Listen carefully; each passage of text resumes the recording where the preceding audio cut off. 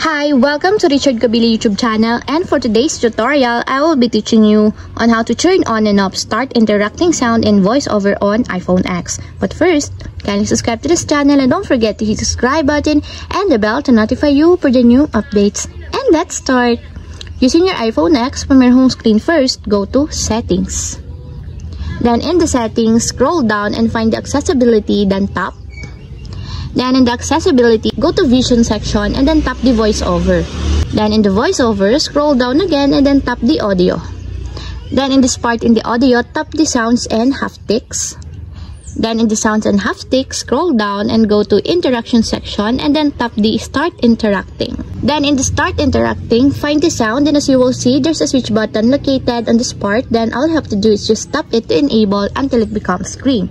And if you want to disable or turn off, just tap again the switch button, just like this. And that's it. We have successfully turned on and off start interacting sound in voiceover on iPhone X. If you have a question, you can comment down below, and don't forget to hit the subscribe button and the bell to notify you for the new updates. And thank you for watching!